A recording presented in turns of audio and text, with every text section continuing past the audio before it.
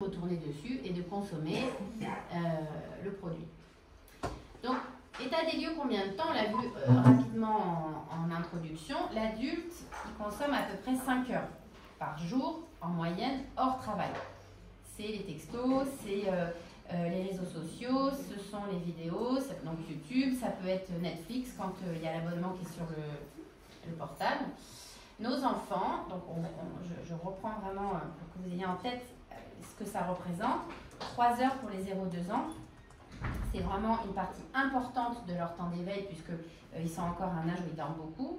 3-6 ans, on augmente un petit peu. Il y a en général l'ordinateur qui se met en route avec voilà, des programmes particuliers que les parents acceptent pour les enfants.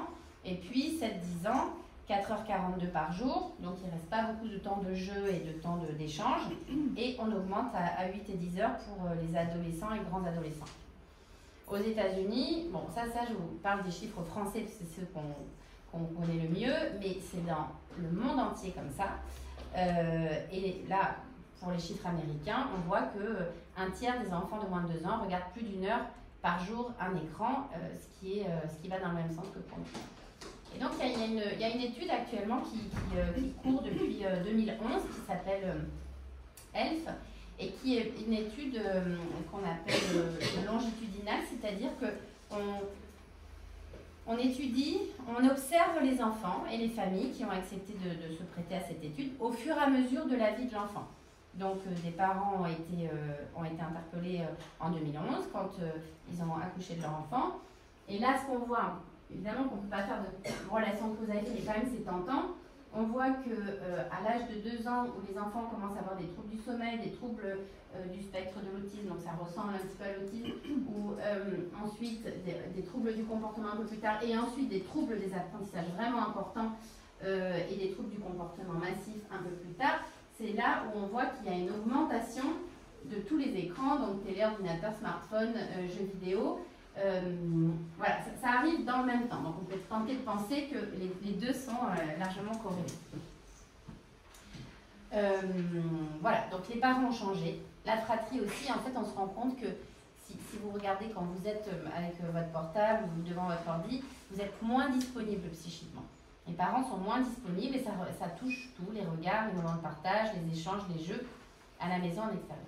Pourtant, les besoins des enfants depuis la nuit des temps, ils n'ont pas changé.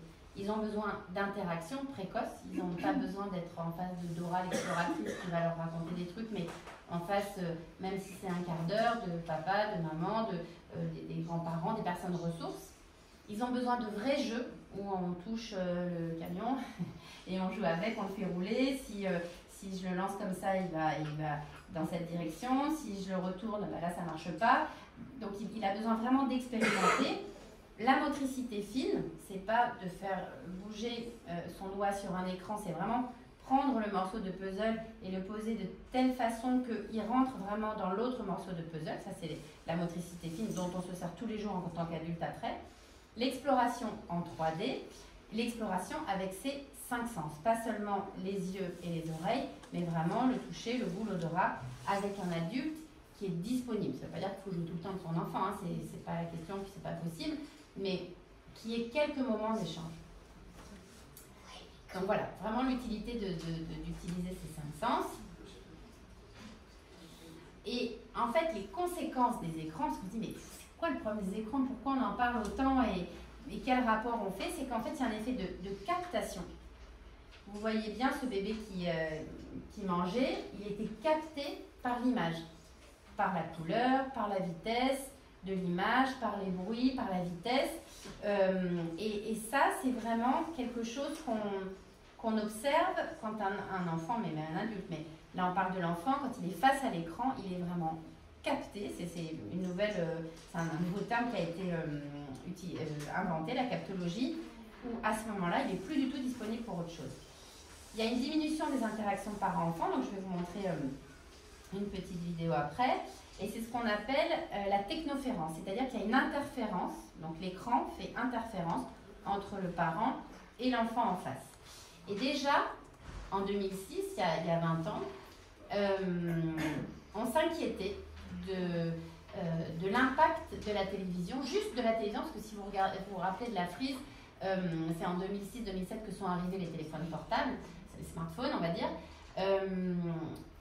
Déjà à l'époque, on s'inquiétait, c'est-à-dire que quand on comparait, et c'était une étude allemande qui a fait ça sur 1600 enfants, des dessins d'enfants de 5 à 6 ans qui étaient exposés à moins d'1 heure de télévision par jour, et puis ceux qui étaient à largement plus, donc à 3 heures et plus, on voit que les détails de capacité de dessin de ces enfants est très différent. Là, on a du détail, on a des cheveux, on a les doigts, on a la différenciation garçon-fille. Là, vraiment, c'est très frustre. Les yeux sont très bien investis. Curieusement, pas les oreilles. Pourtant, ils en ont besoin pour regarder. Mais les yeux sont très investis et le reste, c'est quand même assez pauvre. Et là, c'était que la télé à l'époque. Et donc là, je vais vous montrer, juste pour se rendre compte, parce que nous, pourquoi est-ce qu'on fait tout ce travail-là? C'est vraiment pour informer les parents, les professionnels, de quelque chose qui est nouveau, qui nous est un peu tombé dessus, et nous, on en voit les conséquences, sauf que chaque parent dans sa famille ne voit pas trop ce qui se passe en fait, et c'est ça qui est compliqué. Et donc, l'idée, c'est d'informer pour pouvoir utiliser correctement les écrans. Donc, je vous montre cette vidéo. Donc, c'est une maman qui est en interaction avec son bébé, et on fait sonner exprès son portable pour observer ce qui se passe auprès de son bébé.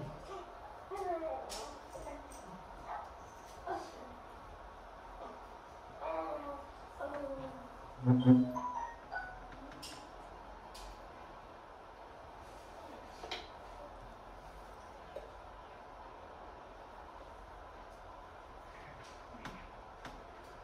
vous voyez que d'abord, il détourne le regard, il s'occupe tout seul, il s'organise autrement.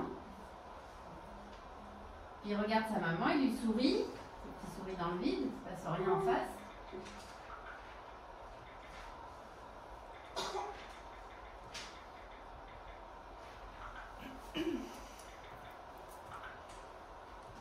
Il cherche de l'attention ailleurs.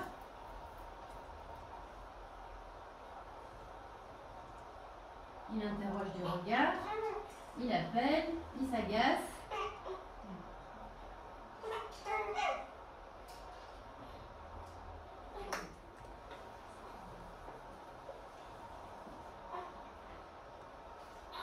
Et cette maman fait un truc que tout le monde peut faire, qui est assez classique de rester devant son...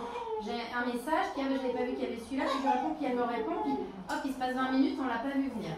Et là, le réengagement entre les deux, il est plus compliqué. Elle lui parle tranquillement, il le regarde, il la regarde, mais c'est moins harmonieux qu'au début. Alors ça fait partie de la vie de tous les jours, hein. On ne peut pas être branché sur son bébé tout le temps, quand on va se laver les mains, quand on va aux toilettes, quand on étend le linge, mais quand on étend le linge par exemple, ou qu'on cuisine avec son bébé à côté, on peut lui parler, on peut avoir une espèce d'attention flottante, où l'enfant il sent qu'il y a quand même une disponibilité psychique qui est là. Alors que là, c'est complètement hermétique, c'est comme si elle était là sans être là, et c'est très perturbant pour l'enfant, on le voit, hein. Et ça, si ça se produit une fois de temps en temps, c'est pas très grave. Quand ça se répète une fois, 2 fois, 10 fois, 20 fois, 30 fois dans la journée, ça abîme vraiment l'interaction parent-enfant. Donc les conséquences, concrètement, c'est les troubles de la communication, retard de langage. Ça, c'est vraiment la première chose à retenir. Il y a un trouble des interactions, là vous l'avez vu en petit extrait, mais de façon plus importante chez l'enfant qui n'arrive pas à être en interaction tranquillement avec l'adulte. Il y a des retards de langage avec parfois des répétitions de mots qui n'ont pas de sens, ou des répétitions de morceaux de comptines, ou des énumérations de couleurs sans savoir à quoi correspond vraiment la couleur. Des chiffres en anglais parce qu'ils ont été devant Dora qui racontait que voilà, il y avait différents chiffres en anglais mais qui ne savent pas à quoi ça correspond véritablement. Il y a plusieurs études qui ont été faites à ce propos-là. Des troubles de l'humeur, des bébés, des enfants qui ont vraiment du mal à gérer leurs émotions, où du coup ils se calment avec le téléphone, les parents disent mais en fait je lui donne parce que ça le calme, et plus il le donne pour le calmer, et plus ça induit qu'il en a besoin pour se calmer et qu'il n'arrive pas à se réguler autrement. Je vous montre une vidéo à ce propos.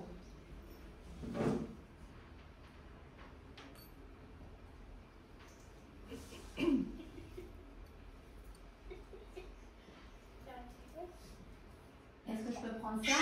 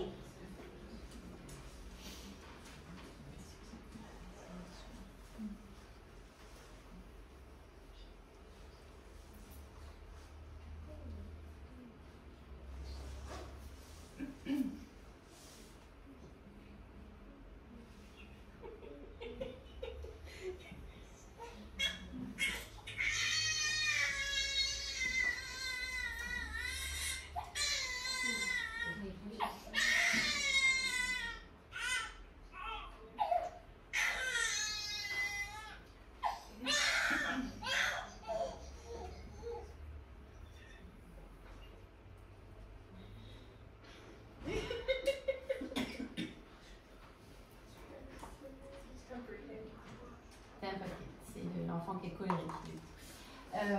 Donc vous voyez bien que cette maman, elle rit, elle ne se rend pas compte de ce qui se passe, clairement.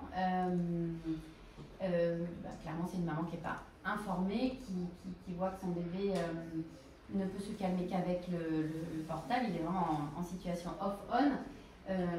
Au passage, pour les parents qui s'inquiètent que leurs grands-enfants qui n'aient pas eu accès assez tôt au numérique ou aux ordinateurs soit un peu en retard. Vous voyez qu'un enfant de 7 mois sait déjà s'en servir, donc s'ils s'y mettent à 14 ou 15 ans, c'est pas très grave, ils y arriveront. Et là, on voit qu'il ne peut se recentrer et se calmer que s'il est sidéré par l'écran, qui lui permet de se rassembler. Et quand il se retrouve sans l'écran, il ne peut pas utiliser son tapis d'éveil, il ne peut pas se regrouper, il ne peut pas se débrouiller. Il a besoin de sa dose d'écran. Bon, là, c'est quelque chose d'un peu extrême, hein, mais retentissement sur le sommeil, donc effectivement, que ce soit l'effet de la lumière bleue, l'effet excitant des vidéos et l'enchaînement de ce que l'enfant regarde, ça provoque un sommeil qui est perturbé et en qualité, donc en profondeur et en quantité. Et du coup, par un enfant qui ne dort pas, il ne peut pas apprendre correctement, il ne peut pas retenir correctement, il ne peut pas avoir une humeur qui lui permet de socialiser correctement à l'école. Il y a un retentissement évidemment sur la motricité fine et les jeux en 3D. C'est ce qu'on appelle le déficit vidéo. Non seulement il regarde des choses qui ne sont pas datées, mais en plus ça l'empêche de faire son développement. Il y a une augmentation des troubles de l'oralité et des difficultés à manger variées parce que l'enfant est capté par ce qu'il regarde, il ne goûte pas vraiment. Et du coup, quand il se retrouve, je sais pas, à la cantine par exemple, les choses n'ont pas de saveur, il n'est pas habitué, c'est compliqué pour lui. Augmentation des accidents de la voie publique, voilà, si on traverse sans regarder, si on est sur le portable ou dans la voiture sur le portable, il y a des accidents domestiques, noyades notamment. Ce que je voudrais juste vous montrer, c'est l'avant-dernière vidéo que je voudrais vous montrer, c'est un reportage qu'une de mes collègues, donc Agnès Ducanda, qui a aussi co-créé le collectif Cause avec moi. Alors, je ne sais plus si je l'ai dit tout à l'heure, c'est un collectif de professionnels de la petite enfance dans toute la France. Et donc Agnès Ducanda était à Paris autrefois, maintenant elle est en Gironde. Dans ce petit reportage, elle décrit ce qu'on appelle le syndrome de surexposition aux écrans, qui est un nouveau syndrome qu'on a observé et qui est bien expliqué là et qui peut bien expliquer ce que je vais résumer juste après.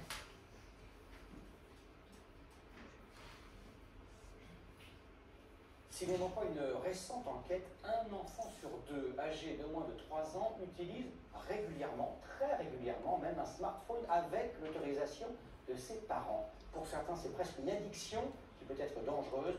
Comment préserver nos jeunes enfants? Réponse de Sylvie Pinatel et Yves Levac. Hugo, on cherche? Hugo a 3 ans. Et lorsque sa mère l'appelle pour jouer, Qu'est-ce que c'est? Ça fait il vient se lever dans ses bras bravo. Et comment elle fait la vache? et répond à ses questions normalement. Bravo. Et comment il fait le cheval? Moi, j'ai du mal aussi à croire qu'il est comme ça aujourd'hui. Parce que c'était très différent il y a encore 6 mois, 1 an, c'était un autre enfant. Ah, il était caché, Hugo. Ces images ont 6 mois et ont été tournées dans le cabinet d'une psychomotricienne. Hugo était alors un enfant dans sa bulle, Et le chocolat. exposé aux écrans 3 à 4 heures par jour. Chocolat. Il ne parlait pas et le moindre contact physique l'indisposait. Toujours pas de regard dans les yeux. Qu'est-ce que vous faites, madame? Pourquoi vous faites ça? Même avec vous? Ah, même avec moi. Pour expliquer tous ces troubles, les médecins ont envisagé l'autisme. Personne ne songe alors aux écrans. C'est pourtant la thèse défendue par le docteur Duganda et un collectif de médecins qui, dans cette vidéo, alertent autorités et parents contre les effets d'une surexposition aux écrans. Les enseignants nous demandent de voir de plus en plus d'enfants qui présentent des retards de développement, des enfants dans leur bulle, indifférents au monde qui les entoure, qui souvent ne réagissent pas à leur prénom, ce que l'enfant devrait faire à 9 mois. Et donc, au fur et à mesure que cette vidéo se déroule, je prends vraiment conscience qu'elle est en train de parler de mon fils. Et donc, on arrête les écrans. Viens en maille, demain c'est fini. 1 mois plus tard, la transformation est spectaculaire. Et lui, qui ne parlait pas, a appris 200 mots en 2 mois. C'est un gros bouchon, ça. Ça, c'est quoi? Et pour le docteur Duganda, C'est impressionnant. cela ne fait aucun doute. Hugo explore à nouveau le monde grâce à ses 5 sens et a retrouvé l'interaction avec ses parents. Son développement cérébral et moteur peut reprendre. En fait, on a l'impression que la vie est entrée en nous. Voilà, c'est exactement ça. Les parents nous disent notre enfant se réveille. On a récupéré notre petit garçon. On a récupéré notre petite fille. Ce qui veut dire, et c'est très important, que ce n'est pas irréversible. Exactement, ce n'est pas de l'autisme classique, puisque les troubles sont complètement réversibles à l'arrêt des écrans. Il est dû à l'environnement, et quand on modifie l'environnement, l'enfant se met à se redévelopper normalement. Pour qu'il n'y ait d'ailleurs... Ok. Donc, je voulais vous montrer cette vidéo pour voir jusqu'où ça peut aller dans le développement de l'enfant quand l'écran prend trop de place et qu'il freine ou qu'il stoppe le développement. Ça peut aller loin, mais c'est aussi important d'entendre que quand on arrête les écrans, on peut vraiment permettre à l'enfant de récupérer son développement en l'accompagnant, que ce soit les parents, des fois de l'orthophonie, des fois de la psychomotricité, mais vraiment on peut voir un côté tout à fait réversible. Donc, les conséquences générales de la surexposition, c'est les troubles du sommeil, les troubles mentaux, les retards de langage, vous l'avez compris, de lecture, les troubles de l'attention, les troubles de la relation, des tensions familiales et scolaires massives parce que c'est la gestion de la télé, l'arrêt de la télé, c'est la gestion des jeux vidéo, l'arrêt des jeux vidéo, c'est la gestion du téléphone portable et de quand est-ce qu'on arrive à l'arrêter pour aller se coucher, pour aller manger, pour aller se doucher. Des médicaments parfois qui sont inutiles, des enfants qui sont sous méthylphénidate, sous Ritaline, alors qu'ils n'en auraient pas besoin ou moins. Du coup, c'est une utilisation abusive du système de soins, que ce soit les médecins, les orthophonistes, les médicaments, de l'école, parce que les instituts n'en peuvent plus et ils ne peuvent pas gérer 5 petits qui sont surexposés aux écrans quand c'est pas 10 ou 15. De l'obésité, évidemment, c'est des enfants qui courent moins, qui font moins de vélo, qui vont moins dehors. De l'agressivité, quand ils sont saturés par les écrans, ils sont beaucoup plus tendus. Addiction plus tard à des drogues, délinquance, mais vraiment, il faut retenir que c'est réversible. Donc par exemple, le docteur Dunkley aux États-Unis a vraiment décidé d'en faire un combat pour elle, et dans la clinique où elle travaille, elle a hospitalisé vraiment des adolescents 4 semaines, c'est long, 4 semaines, où elle n'autorisait aucun écran, sauf la télé, le samedi, le dimanche après-midi, de façon modérée. Et ce qu'elle voit, c'est que ça rééquilibre le cerveau. Donc elle dit, il n'y a rien à perdre et tout à essayer. Et effectivement, c'est ce qu'on préconise nous aussi. Là, c'est une petite blague de l'autre fois. En pratique, si vous devez retenir des choses qui doivent vous interpeller, c'est vraiment le retard de langage dès 18 mois, un enfant qui a 18 mois ne dit pas un mot ou qui dit très peu de mots. Tu auras une question tout à l'heure? Ok, tu la gardes quand on fera les questions? Ça marche. Il faut vraiment s'alerter et se dire mais comment ça se passe à la maison et est-ce que quand on mange, est-ce que je mets la télé? Ah oui, et puis la journée aussi, bon, il faut que je l'arrête. Ou quand il arrive, je sais pas, de la crèche ou de chez la nounou, est-ce que je regarde mon portable? Bah oui, tout ça, c'est des choses auxquelles il faut faire attention. Troubles de l'humeur, donc des enfants irritables, qui font des grosses colères, qui sont en rage à la moindre frustration. Un peu comme le bébé que vous avez vu tout à l'heure, mais ça peut se décliner à tous les âges.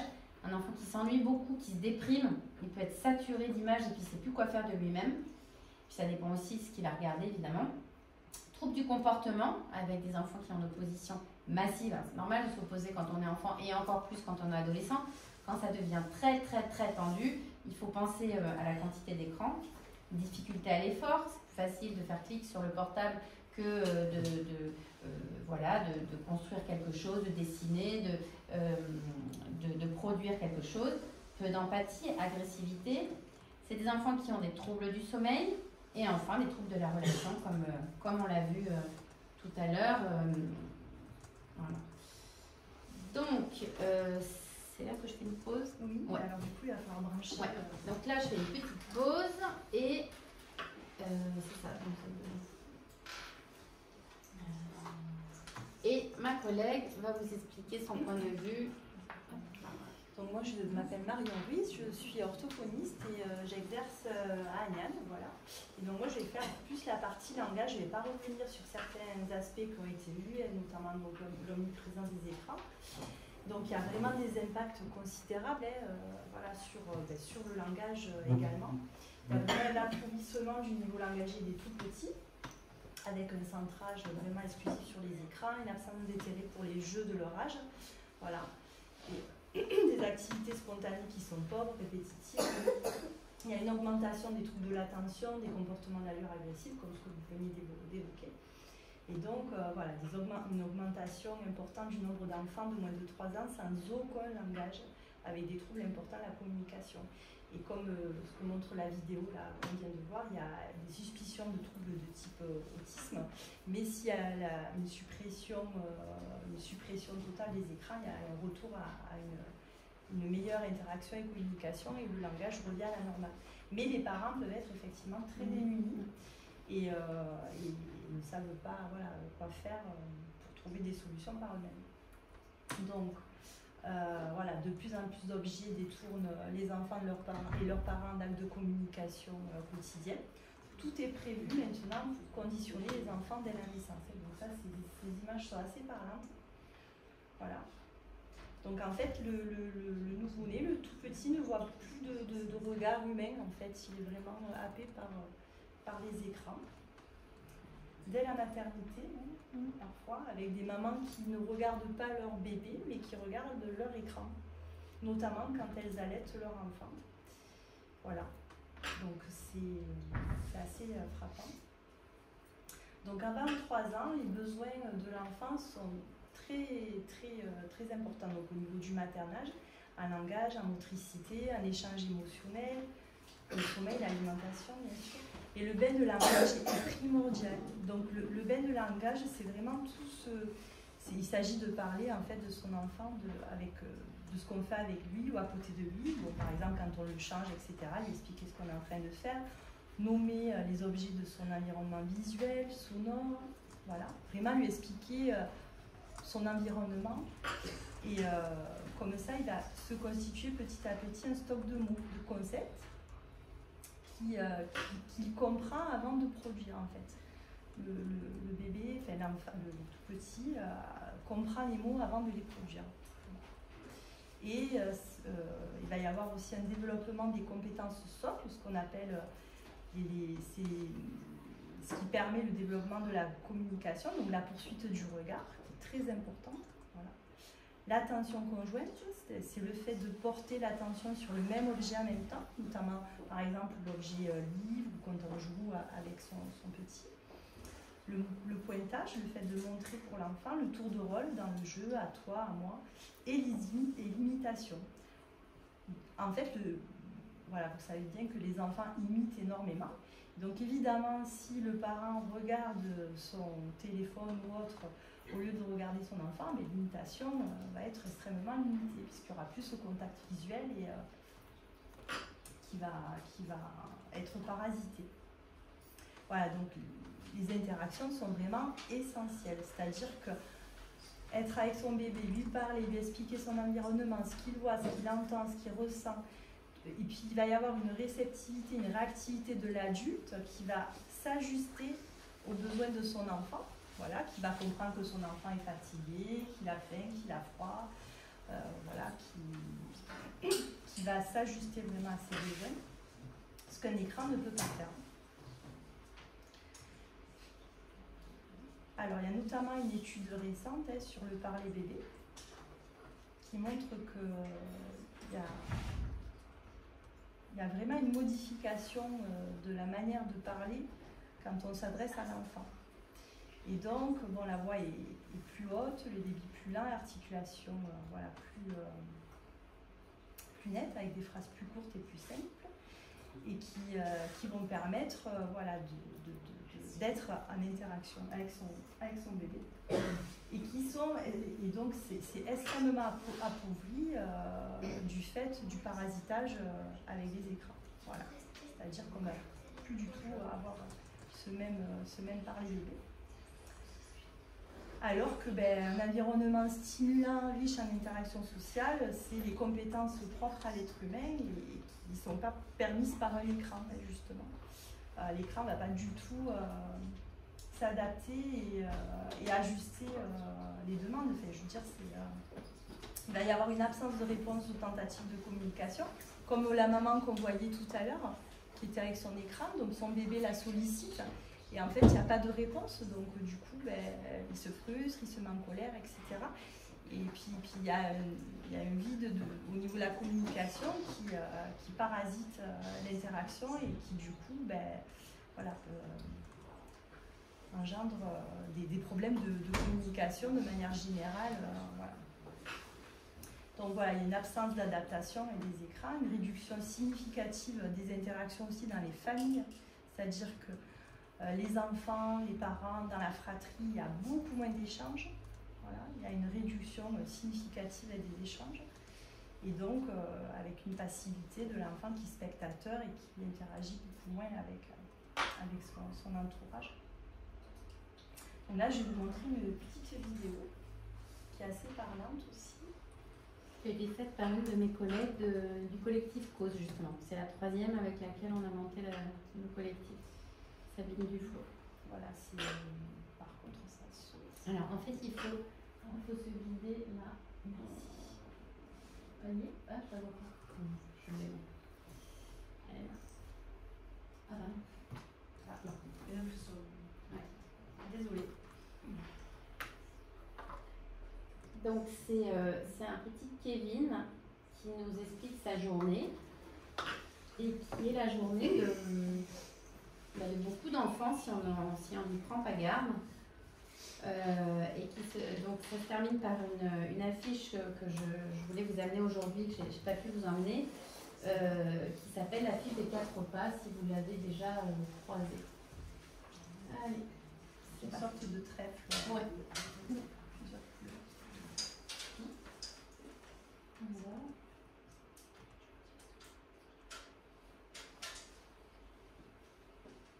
Salut, moi, c'est Kevin, j'ai 8 ans. Je vais vous raconter ma journée. Je me lève très tôt.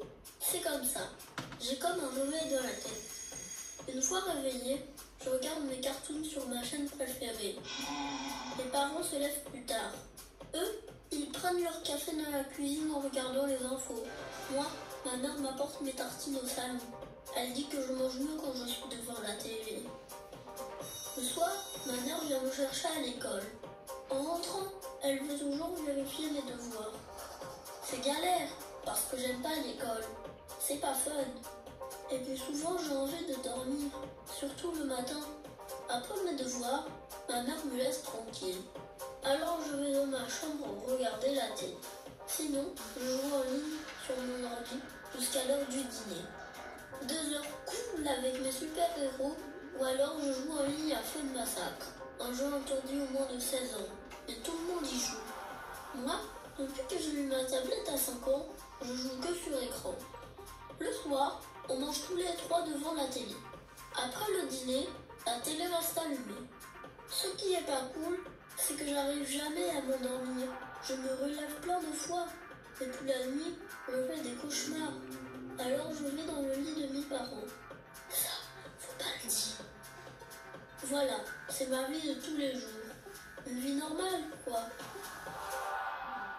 Normal. Peut-être. Sauf que dans la tête de Kevin, il y a des monstres qui reviennent toutes les nuits. Ça s'appelle des cauchemars. Kevin dort mal. Du coup, il somnole le matin en classe et l'après-midi, il est très agité. Sauf que Kevin a beaucoup de mal à fixer son attention en classe. Du coup, il a de mauvaises notes et il lit avec difficulté.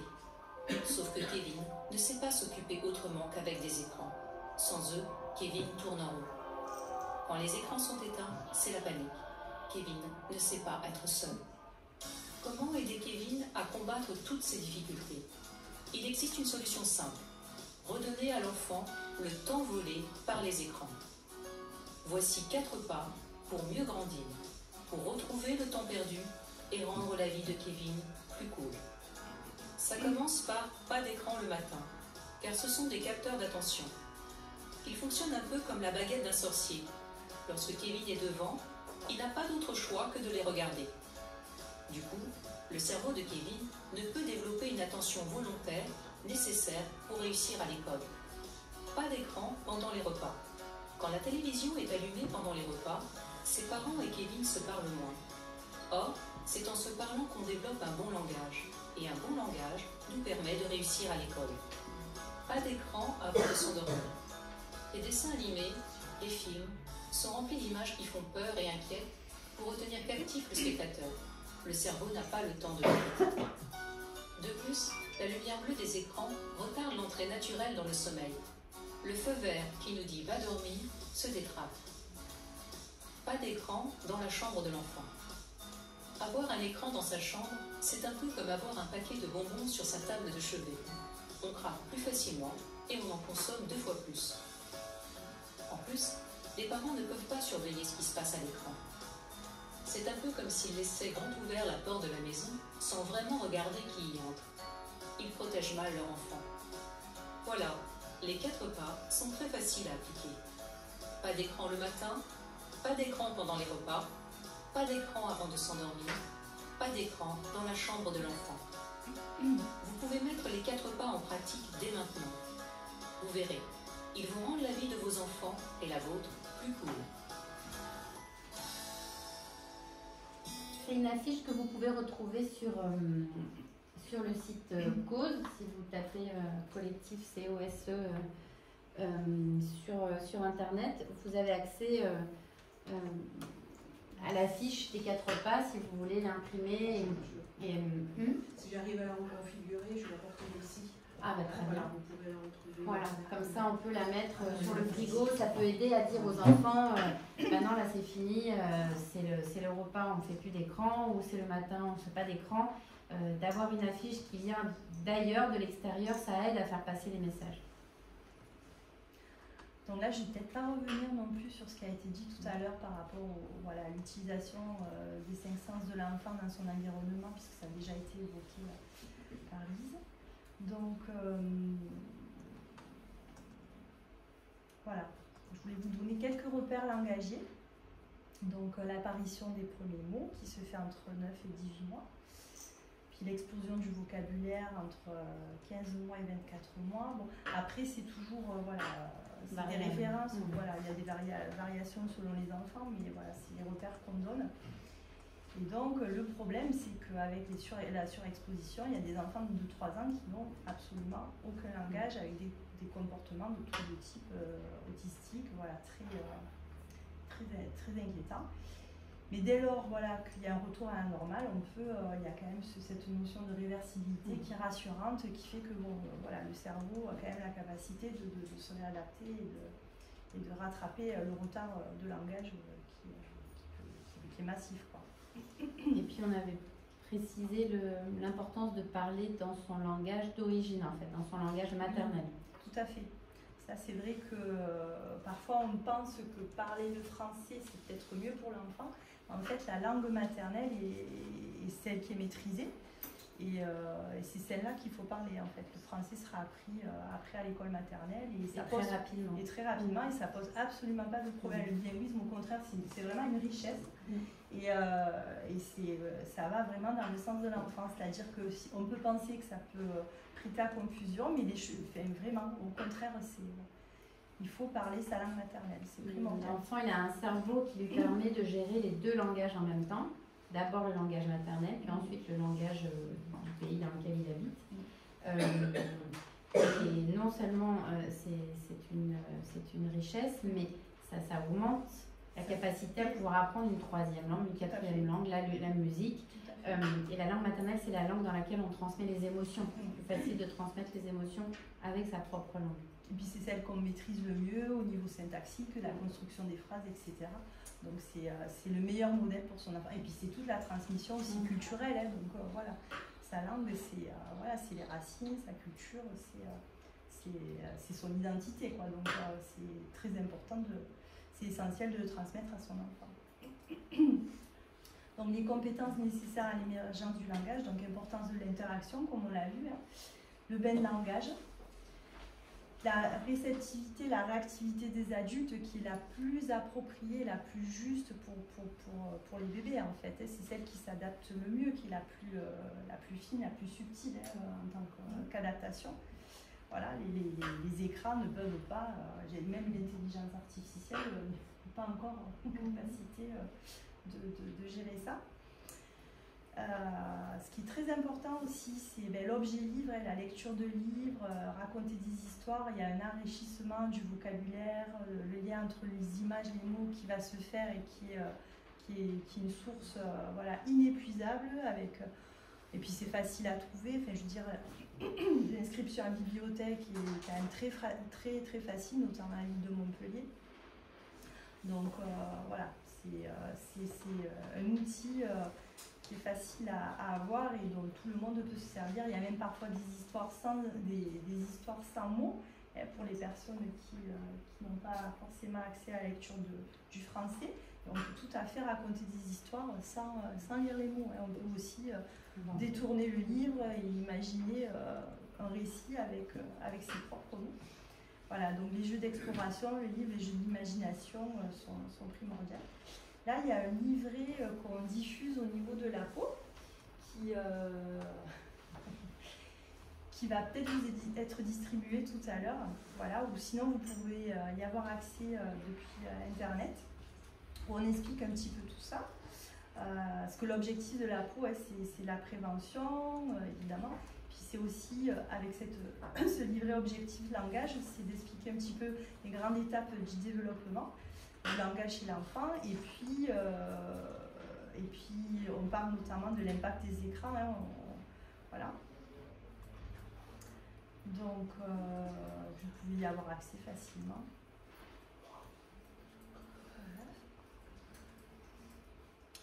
Dans ce livret, vous avez quelques repères d'activités par âge. Donc, à 18 mois, un enfant est déjà capable de suivre une image, d'écouter une histoire courte pendant 10 minutes, parce qu'il y a aussi tout ça. C'est-à-dire que le temps d'attention va augmenter au fur et à mesure de l'âge et de ce qu'on va proposer à l'enfant.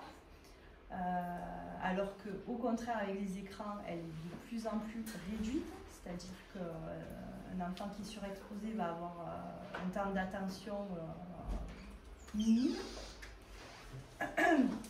Les jeux de manipulation, de faire semblant, qui vont faire appel notamment aux 5 sens, je ne vais pas revenir dessus. Le jeu symbolique, qui commence à l'âge de 24 mois et qui est nettement réduit quand il y a une surexposition. Voilà. Là, je vous propose des idées d'activités pour les enfants de moins de 3 ans. Donc là, sur Internet, vous avez des mines de ressources. Je vous ai proposé quelques liens que vous connaissez sans doute déjà. Voilà. Là, vous pouvez avoir accès à énormément d'informations, d'idées de jeux, etc. pour savoir aussi, ça donne des repères par âge, de jeux par âge, donc c'est pas mal. Voilà. Après, je pense qu'on les laisse faire peut-être certaines diapos. Voilà. Alors, pour en venir à la télévision, parce que c'est souvent, alors autant il y a beaucoup d'écrans qui peuvent être réduits, autant la télévision, c'est ce qui questionne le plus par rapport à l'exposition. En fait, la plupart des programmes ne sont pas du tout, sont pas destinés en fait aux enfants et sont pas adaptés. Donc en fait, ce qui est important, c'est de vraiment en parler en famille et avoir vraiment une réflexion par rapport à ce qu'on va choisir de montrer à son enfant ou pas par rapport au contenu de ce qu'il voit à la télévision. Il faut vraiment accompagner l'enfant. Alors déjà réduire le temps d'exposition, ça c'est très important, c'est-à-dire bon, pas d'écran à l'âge de 3 ans évidemment. Et après, l'idéal c'est voilà, de jouer avec lui, mais effectivement il y a des fratries où il y a d'autres frères et sœurs qui vont regarder les écrans, donc il faut vraiment être attentif à ce qui est vu, à ce qui est proposé. Donc on peut choisir accompagner ses enfants dans le choix des dessins animés, notamment vérifier que le programme est adapté à la tranche d'âge, évidemment, surtout dans les fratries, parce que parfois il y en a qui regardent des dessins animés qui vont être complètement en décalage avec ceux qui jouent aux jeux vidéo ou qui regardent des réseaux sociaux qui ne sont pas adaptés, voire du porno, donc c'est compliqué. Surtout pour les plus jeunes, mais même pour les plus grands qui n'ont pas les moyens de traiter tout ça. Donc ce qui peut être proposé, c'est des histoires courtes avec un fond sonore doux, pas trop de personnages ou d'actions successives, et surtout l'histoire doit se terminer et résoudre la problématique de départ. Donc il y a un site qui vous permet de trouver des films qui sont pertinents et qui peuvent être proposés aux enfants. Voilà. Mais si vous voulez, c'est pour l'intégrer aux autres activités du quotidien. Voilà, ça ne doit pas être vraiment pas évidemment exclusif, mais comme quelque chose de ludique en fait, et de choisi et de réfléchi. Voilà, parce que c'est vrai que interdire complètement les dessins animés, ça peut être compliqué dans certaines familles. Voilà. C'est pas forcément le but. Le but, c'est pas d'interdire les écrans, c'est de les utiliser à bon escient. On va le voir après. Donc justement, là, on essaie de vous proposer des outils concrets pour essayer de diminuer le temps d'écran. Donc voilà, il y a quelques idées, peut-être que vous en auriez à nous proposer éventuellement. Donc voilà, ranger le smartphone quand on arrive, cacher la télécommande, ou mettre la télé dans une autre pièce de la maison si c'est possible, notamment pour le temps du repas, parce que ça c'est quelque chose généralement qui parasite beaucoup la communication dans les familles, la télé pendant les repas.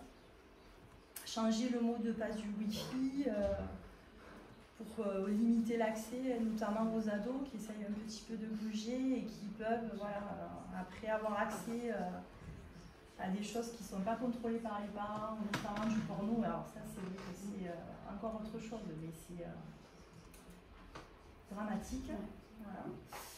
Chronométrer le temps d'écran, voilà, pour vraiment essayer de discipliner l'exposition en fait, mais même pour tout le monde en fait, adultes et enfants, et réfléchir à l'utilisation de l'écran comme un vrai outil en fait. Voilà ce qu'on est en train de faire là maintenant. Et il y a je pense vraiment maintenant les questions, c'est une meilleure éducation aux écrans en fait. Ouais. Voilà, avec le contrôle parental pour gérer le contenu, etc. Et à réfléchir à la qualité du contenu. Voilà. Donc là, voilà.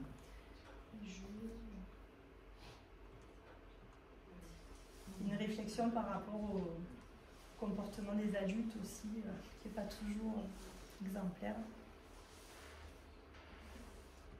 Avec la notion de temps brûlé, parce qu'en fait, le temps qui est passé devant les écrans n'est pas partagé.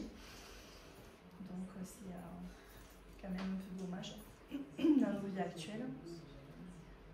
Voilà, après ça, je pense que c'est bon. Je te laisse. Alors, moi je vais synthétiser un petit peu ce qu'on a dit avant et puis là ce qui vient d'être dit par Marion. Ce qu'on propose actuellement en pratique, comment accompagner les familles dans l'utilisation raisonnée des écrans. Pour les moins de 3 ans, c'est pas compliqué, c'est 0 écran. Il n'y a absolument aucun intérêt à proposer des écrans aux enfants petits, de moins de 3 ans. L'exception, je dirais qu'il y en a 2.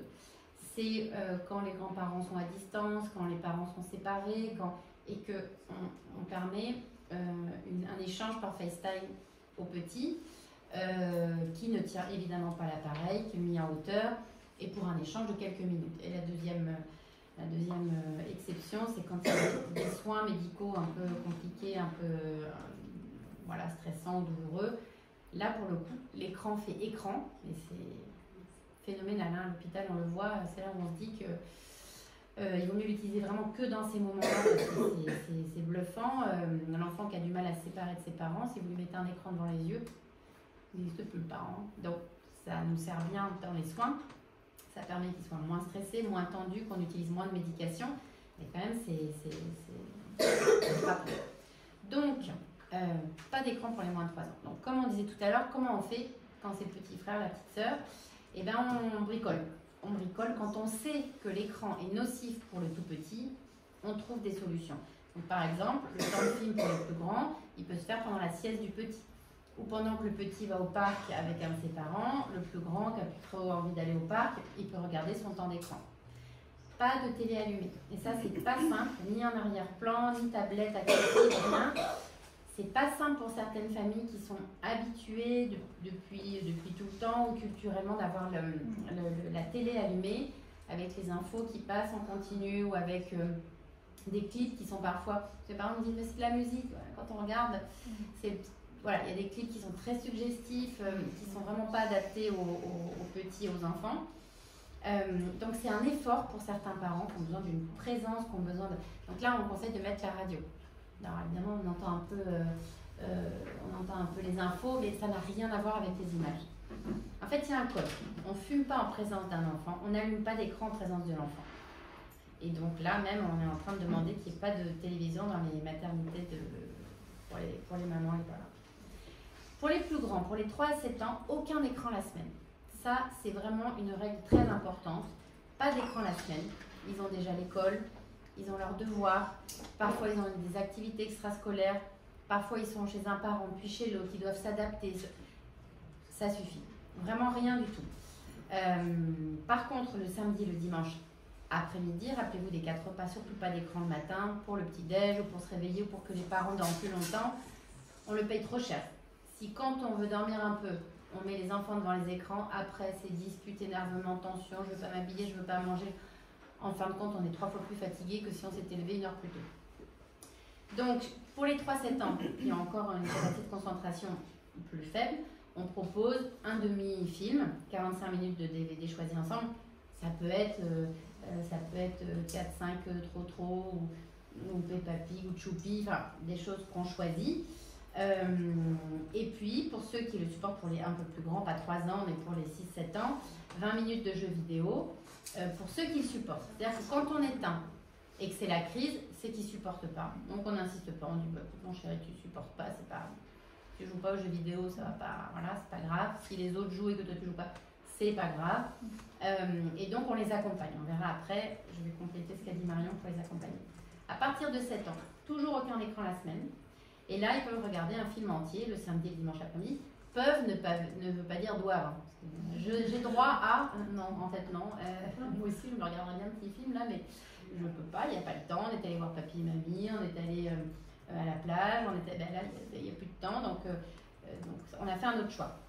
Et puis pour ceux qui supportent, 30 minutes de jeux vidéo. Pour les plus grands, ceux qui ont 11 ans, 12 ans, 13 ans, et qui aiment jouer aux jeux vidéo, on est bien d'accord que le temps maximum, c'est 2 heures, mais qui peut être modulable. Si vraiment ils supportent de jouer pendant 1h30 aux jeux vidéo, c'est-à-dire que quand on arrête, c'est pas panique à bord, et qu'il veut regarder juste une petite demi-heure d'un dessin animé ou d'une série qu'il aime bien, on peut moduler. Mais vraiment, on ne dépasse pas 2 heures le samedi, 2 heures le dimanche. Et on les accompagne. Et donc, il y a des parents qui vont me dire, mais ça va pas être possible parce que là, tous les jours, il fait 2 heures, 3 heures. Bon, on a vu les chiffres tout à l'heure. Là, en fait, si, c'est possible. En fait, on accompagne les enfants, on passe du temps avec eux. Donc, je ne vous cache pas que la première semaine est un peu compliquée parce que c'est vraiment une addiction et c'est vraiment un sevrage. Donc, quand on est décidé, il faut que les 2 parents soient décidés. Alors, quand on est seul. Quand on est 2, s'il y a un des 2 parents qui n'est pas d'accord, vous lâchez l'affaire. Parce que le parent qui va s'y coller, il va s'épuiser, au final, il n'y arrivera pas, il va être hyper énervé. Donc, oubliez. C'est un vrai travail d'équipe. Ah, c'est un travail d'équipe, il faut être 2 parents convaincus. Oui. Même si le parent qui n'est pas super motivé dit oh, mais non, il soutient, peut-être c'est pas le plus actif, mais il soutient, ça suffit. L'idéal c'est d'être à 2. Bon, cette semaine-là, il faut prévoir de manger des pâtes, des pommes de terre, du riz, vous cuisinez rien, vous êtes vraiment dispo pour l'enfant, vous sortez, vous allez faire du vélo, vous allez au parc, vous sortez les livres, vous sortez les Legos, et vous cachez la télécommande, vous cachez les manettes des jeux vidéo et même la PS4, enfin tout, en l'expliquant à l'enfant. Il ne s'agit pas de le faire ni vu ni connu, bon je le cache, il ne verra pas. Non, mon chéri, on ne savait pas, on vient de se rendre compte à quel point c'est nocif que tu sois devant les écrans comme ça. On enlève tout, ça va chez tonton tata ou chez papy mamie, mais caché, hein, parce que ils sont très très forts pour trouver. Donc ça part de la maison, et quand les parents travaillent, ça part dans la voiture, ça part dans le camion, ça part au bureau, mais ça ne reste pas à la maison. Et le samedi après-midi, le dimanche après-midi, on réessaye. Donc c'est vraiment faire du sport, c'est se promener, c'est inviter les copains. Du coup, ils vont être aussi invités chez les copains. Vous allez me dire, ouais, mais s'ils vont chez les copains, ils vont regarder les écrans. Oui, sûrement. Mais déjà, vous pouvez en parler aux autres parents en disant quand même, on s'est rendu compte que, ah bon, vous aussi, puis ah bah là, on se rend compte que finalement, on a tous les mêmes problèmes dans toutes les familles. Et là, du coup, ça crée une émulation. Ah bon, le copain aussi, ses parents, ils font trop, là, hop, ça donne un peu de courage pour s'y mettre. Et puis encore une fois, quand les enfants regardent, je sais pas, un film ou bon, adapté, hein, là, pendant le temps d'Halloween, il y a eu des films qu'on a regardés. Et qui n'étaient pas du tout adaptés. Ouais. Et qu'il y a pas mal de gamins qui reviennent en vacances et qui nous on a parlent. pour un mois, 2 mois à récupérer le sommeil derrière et les parents disent oh, je savais pas, je l'avais pas vu, il y a un truc qui s'appelle ça, que la petite fille a vu, elle en est encore, bon, ça fait plus d'1 mois, elle n'y arrive plus. Mais si on dit ben, là cet après-midi je veux que tu fasses autre chose que regarder la télé et qu'il regarde un film chez le copain, bon, c'était pas la maison, c'était différent. Bon, pas le même contexte. C'est pas le même contexte, donc on se tend pas, mais on peut quand même en parler avec les autres parents, avec les oncles et tantes, la famille, tout ça. Les après-midi du week-end, ben, le film on peut regarder avec l'enfant, et puis partager les moments du quotidien. En fait, la vraie vie, c'est de faire les courses, de cuisiner, de gérer la maison, de passer l'aspiro, de faire les carreaux, de bricoler. Parce que souvent les parents disent non, mais je peux l'embêter. Bah, non, en fait, on l'embête pas, lui, après dans la vie. Enfin, voilà. Ça le responsabilise, mais ça oui. le fait participer, et puis ils y prennent le goût maintenant. Et puis en fait, c'est un petit investissement qu'on fait quand on apprend à son enfant à étendre le linge, tout ça. Après on le fait ensemble, on va 2 fois plus vite, ou après on dit bah, tu fais ça, moi pendant je fais ça. Et après on se retrouve pour se faire un petit Uno, parce que je voudrais jouer, bah oui mais tu m'aides pas beaucoup là, tu veux pas mettre la table. Donc voilà, c'est des choses qui peuvent se gérer ensemble, ça. Et puis après, petit à petit, une fois que cette semaine est passée, voire 2 semaines. En général, les parents me disent 1 semaine qui dure. Et puis la 2e, c'est déjà mieux. Là, il y a quelque chose d'un petit peu plus équilibré qui se met en place, où l'enfant joue seul un peu, mais il faut toujours garder au moins un quart d'heure, 20 minutes par enfant. C'est beaucoup, hein, certains soirs quand on est dans le speed et qu'on a tout à faire d'un coup. Mais vraiment, s'il n'a pas le bénéfice secondaire du parent qui se pose, ou qui le pose à côté, qui dit bah, tiens, on va faire un quart d'heure de cuisine ensemble. Donc j'ai mon moment pour moi avec papa ou maman. Disponible psychiquement. Voilà, avec le portable qui est dans la petite corbeille, avec la télé qui est éteinte. S'il n'a pas ce bénéfice secondaire-là, c'est compliqué. Il faut qu'il puisse se remplir un peu de ses parents après toute une journée passée à l'école. Et l'idée, c'est de les protéger et de se faire plaisir. Parce qu'évidemment, c'est pas évident d'avoir des enfants, hein. Je pense que tout le monde le sait ici, que c'est aussi beaucoup de fatigue, mais c'est beaucoup de plaisir. Et puis les enfants, ils restent pas petits longtemps. Après après ça passe et on se dit oh, j'ai quel dommage. Ça. Voilà. Donc il n'est pas trop tard pour passer à autre chose. Donc c'est pas la même chose d'être dans l'éducationnel où on partage, là tout c'est scientifique, mais ça peut être trop qui apprend à faire pipi, hein, parce que c'est tout à fait informatif pour un enfant de 3 ans qui a du mal à faire son pipi tranquille et qui fait pipi la nuit, tout ça. Ça peut être tout à fait des choses comme ça qu'on partage. L'occupationnel à côté, ben, vous voyez, les 4, ils sont en pyjama, ils ont peut-être 1 heure à partager ensemble, ils ont passé la journée en dehors, et là, ils sont à côté, mais ils ne sont pas ensemble.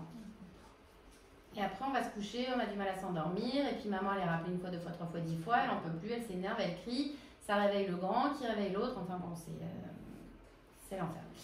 Je voudrais vous montrer cette vidéo parce que j'ai pas beaucoup parlé de tout ce qui était images non adaptées, porno, on l'a un petit peu évoqué là, mais là c'est vraiment bien expliqué par Sylvie Osica qui fait aussi partie du cause et qui est très active et qui avait été interviewée à l'époque par Arte.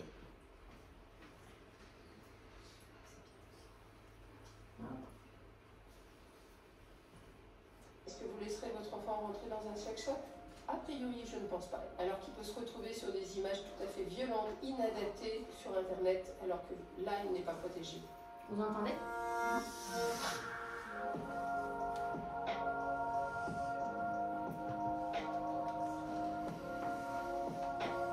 Qu'en 2015, en France, on a pu déclarer via une étude de Santé publique France que les 6-10 ans, par exemple, regardaient les écrans 2 heures par jour, les jours d'école, et 4 heures par jour, les jours week-end ou vacances.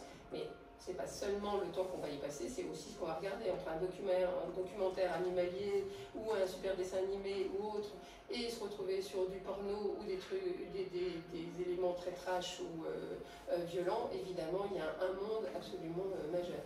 J'ai des jeunes scolaires, des collégiens qui ont tous vu quasiment des images pornographiques. Au collège, tous les enfants sont tombés sur des images pornographiques. Ils ne sont pas capables de comprendre ces images. Et il y a des effets extrêmement nocifs. Ils vont voir des images extrêmement violentes qui vont se répéter dans leur sommeil, qui vont se répéter à d'autres moments de leur vie et qui vont avoir des impacts extrêmement négatifs. Et ça, c'est vraiment scandaleux, on va le dire, que les enfants ne puissent pas être protégés alors que la majorité des enfants et des adolescents, maintenant, ne sont pas sur la télé, sont sur YouTube. Mais après, on peut aussi parler d'un autre point qui est important, c'est qu'ils ne sont pas protégés des publicités, des influenceurs, que ce soit sur YouTube Kids où il va y avoir, par exemple, énormément de publicité, c'est moins grave, mais tout de même, on peut se poser la question de leur protection. Hein. Moi, je dis très souvent aux parents, protégez vos enfants dans le monde du numérique comme vous le faites dans le monde réel.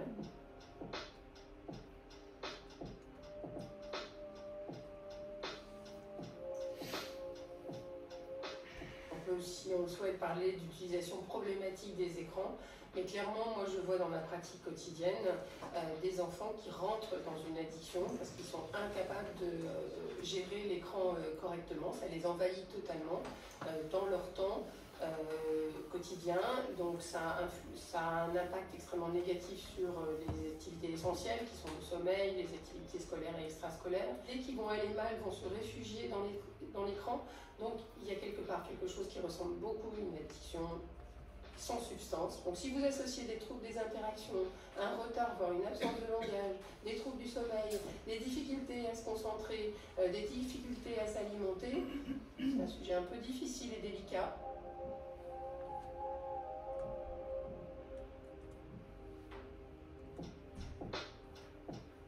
Quand les enfants sont un peu plus grands, il y a des règles simples à donner qui sont liées au 4PA et qui sont inspirées notamment de l'Académie américaine de pédiatrie et de Sabine Duflo, psychologue en France, qui travaille beaucoup sur ce sujet. Donc c'est pas le matin avant d'aller à l'école, pas le matin avant une certaine heure le week-end ou les vacances, parce que les enfants se lèvent tôt des fois pour aller juste regarder la télé et ils ne dorment pas le temps qu'ils auraient dû dormir le week-end pour rattraper leur fatigue. Pas le soir au moins 1 heure avant l'heure du coucher. Donc c'est des moments importants pour pouvoir s'endormir plus facilement. Le troisième moment qui est important aussi, qu'on oublie trop souvent, c'est les repas. Au moment du repas, normalement, je pense qu'on aime bien avoir la télé allumée en arrière-plan et ça a aussi une incidence néfaste parce que ça diminue les échanges verbaux. Les parents se parlent moins, les enfants parlent moins et on parle moins bien et on est en moins bonne capacité, une expression orale qui sera de moins bonne qualité. Et puis quand même, on ne se voit pas beaucoup, donc au moins au moment des repas, pouvoir se discuter ensemble, c'est important. Donc 3 temps importants, le matin, le soir et les repas. Les repas, il y en a plusieurs. et le lieu qui doit être préservé d'écran, c'est-à-dire la chambre, l'endroit où dort l'enfant. Il ne faudrait pas qu'il y ait d'écran, quel que soit l'âge, même chez l'adolescence, qui est parfois difficile, puisque évidemment c'est la problématique des écrans nomades. Ils suivent l'enfant dans la chambre.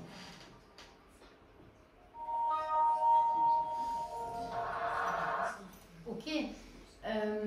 On pourra discuter juste après de cette intervention. Les outils pratiques, donc le collectif Cause, c'est donc un collectif de prévention. Si vous allez sur Google et que vous tapez collectif Cause, vous allez voir cette image avec plein d'outils que vous pouvez utiliser. Donc la fameuse affiche des 4 pas, elle est pour les pros, et puis vous allez voir affiche des 4 pas.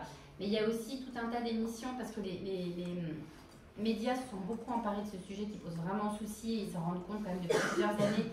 Et je vous ai montré quelques extraits là, 2 au moins, mais il y a vraiment des émissions entières qui ont été faites, et notamment là tout récemment il y a Zone interdite sur M6 où de nouveau Agnès Ducanda a été interviewée sur le spécial santé des enfants, qui est vraiment très intéressant et très bien fait.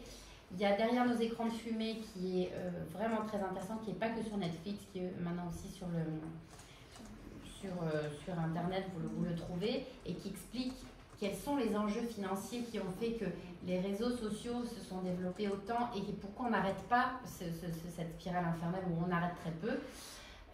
Donc voilà, il y a d'autres rediffusions sur le site Cause, et vraiment allez-y, c'est fait pour ça, pour que vous puissiez vous informer, vous documenter, envoyer les messages autour de vous, et n'hésitez pas à adhérer. Nous, notre but ultime, c'est que on puisse déclencher une campagne de prévention nationale. Plus on sera nombreux à être inscrits au niveau du collectif, quand on va au ministère de l'Éducation ou de la Santé, plus on a de poids.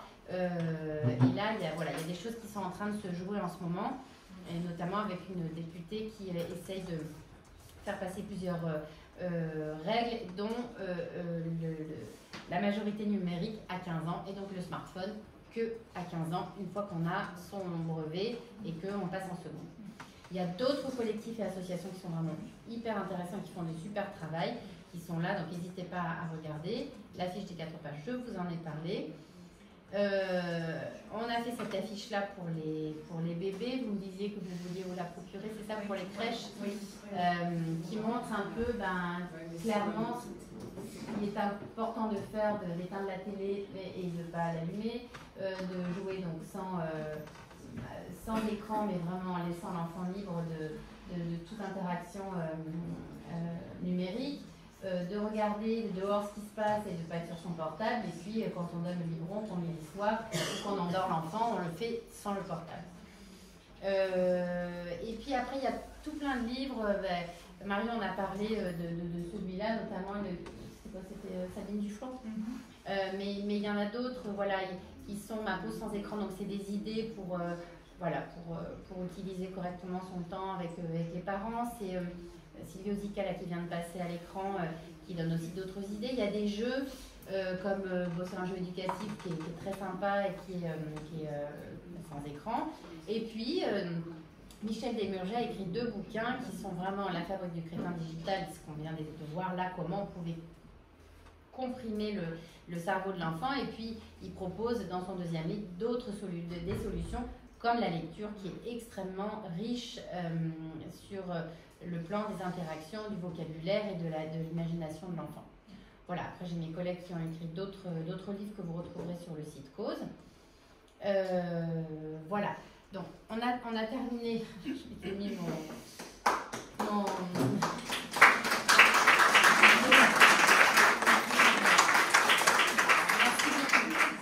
mon timer pour que vraiment à 19h30 on soit. Mais est-ce que vous avez des questions, des interrogations, des critiques, des remarques à faire par rapport à ce qu'on a vu ce soir, ce qu'on vous a présenté? J'ai une question sur la réversibilité. Oui.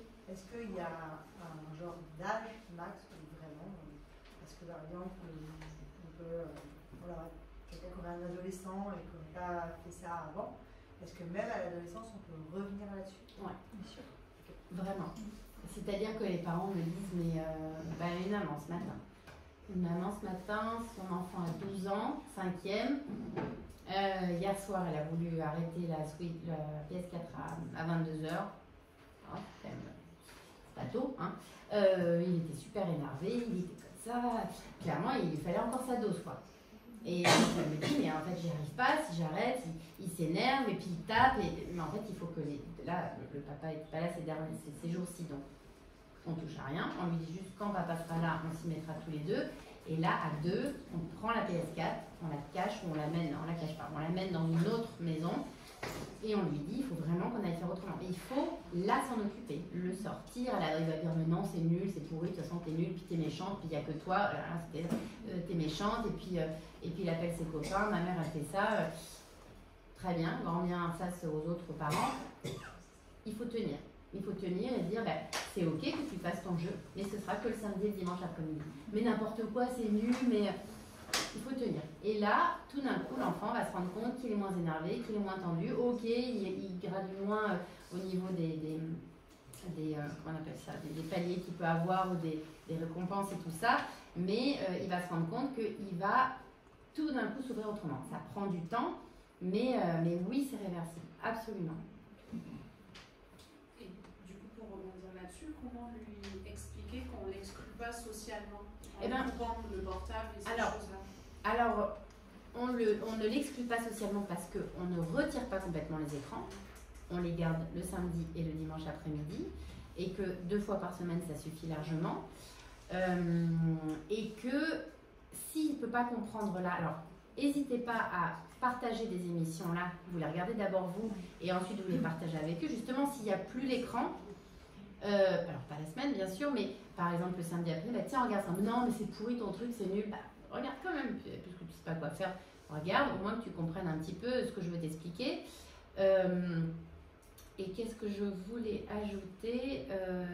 L'idée, c'est de ne pas l'exclure, c'est simplement de le limiter et de lui dire, regarde, moi, est-ce que je me regarde un film ou est-ce que je joue tous les jours 2 heures en attendant de faire mon repas? Alors, il y a des parents qui vont vous dire, oui, en fait, moi, j'en ai besoin. Et là, je leur dis, c'est pas possible. Vous pouvez jouer, si c'est très important pour vous, c'est non négociable, chacun vit sa vie comme il veut, mais pas sous le nez de ses enfants. Que je sache, si je prends un exemple tout à fait intime, parce que ça c'est quelque chose d'intime, les parents ils n'ont pas des rapports sexuels n'importe quand, n'importe quel moment, à n'importe où, devant leurs yeux. Bon, c'est la même chose. Ils veulent jouer aux jeux vidéo et parfois des choses très violentes et très sexuées. Ça se fait dans la chambre, tranquille, on ferme, on met le casque, on n'entend rien, on voit rien. Si c'est ce qui leur plaît, c'est très bien, mais à partir de 20h, 21h.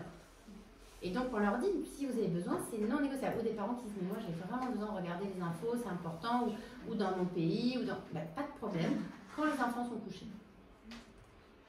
Ça c'est chacun. Il faut se discipliner en fait, voilà. Il y a quand même une remise en question à avoir et une discipline à mettre en place qui se fait après plutôt...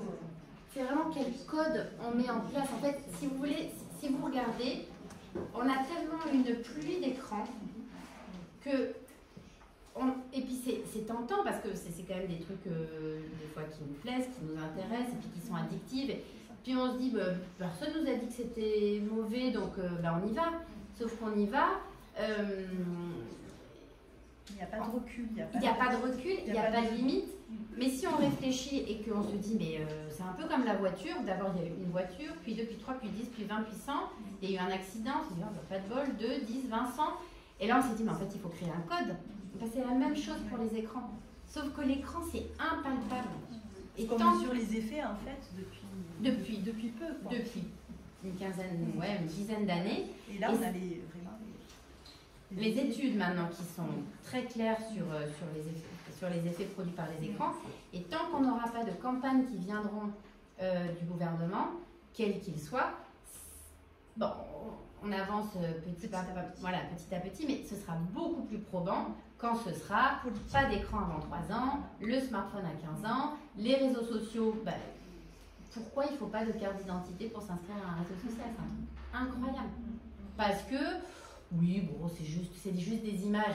C'est des images qui sont violentes, addictives et qui prennent la place dans la tête des enfants. Vous n'excluez pas du coup la communication SMS ou appel chez l'adolescent par exemple? pour le jeune enfant, enfin l'enfant de 12 ans.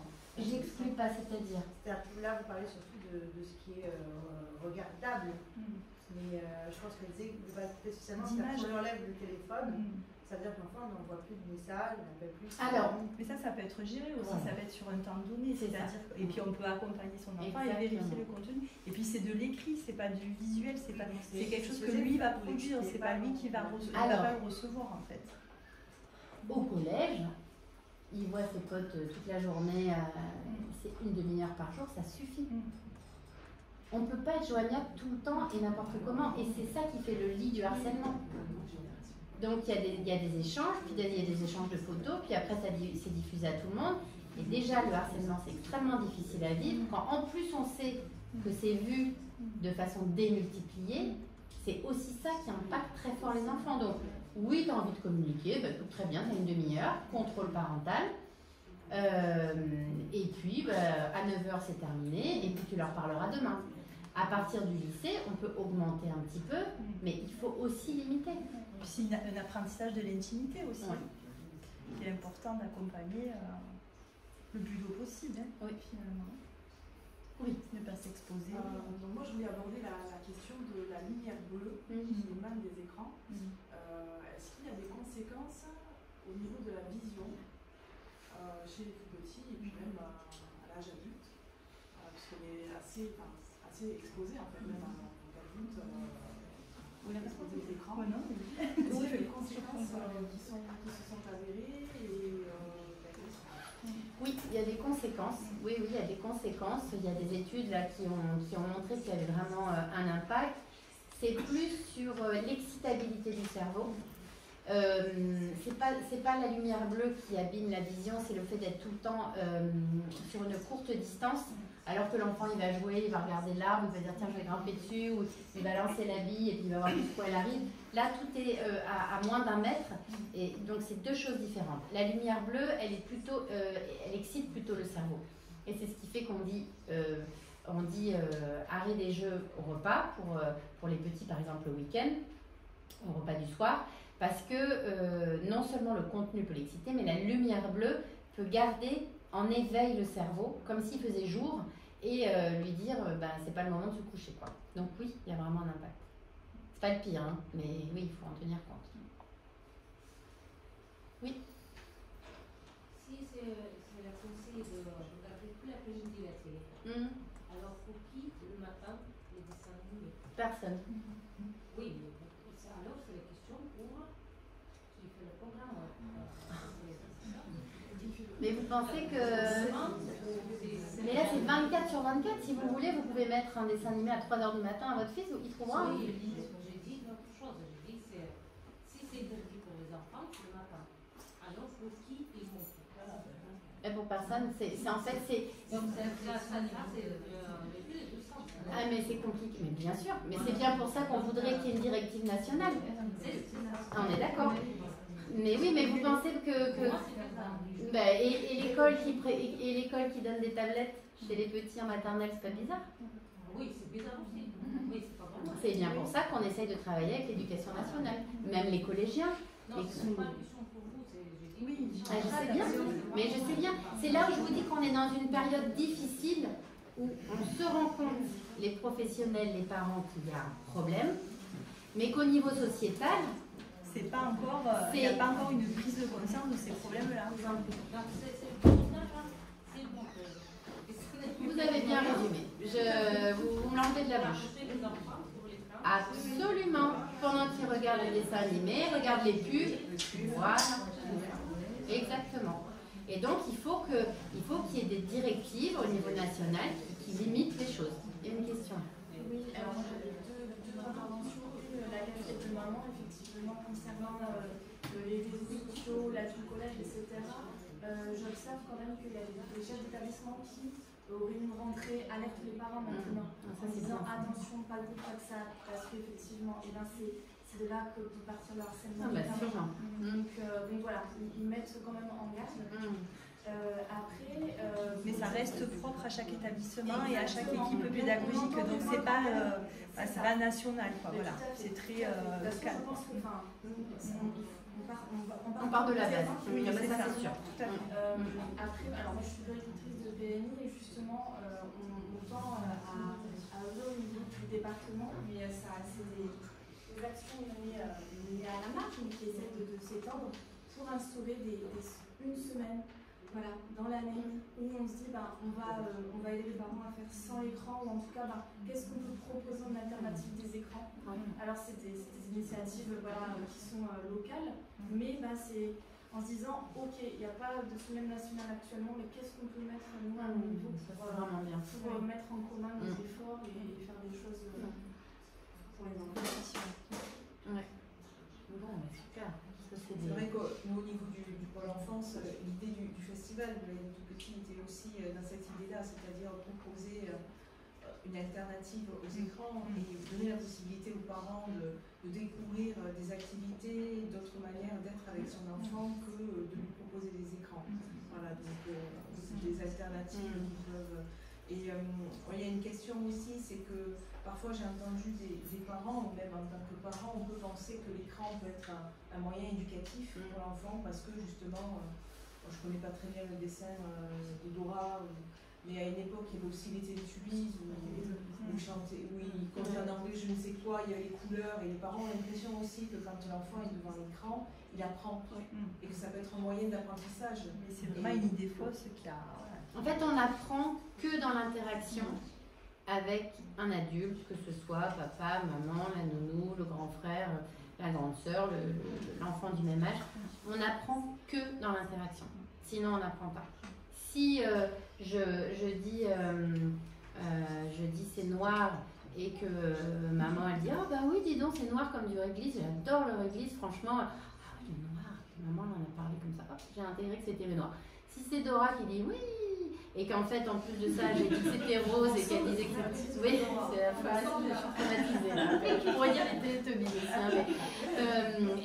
Et là tout d'un coup j'ai 2 ans et je me dis, j'ai dit que c'était noir, elle a dit que c'était rose et elle est contente et du coup ça met la confusion dans la tête. Et puis il ne fait pas de lien alors que la mère elle fait une comparaison, elle fait le lien avec d'autres éléments, voilà, ça n'a pas du tout la même richesse. L'enfant devant un écran il est passif. C'est pas la même chose.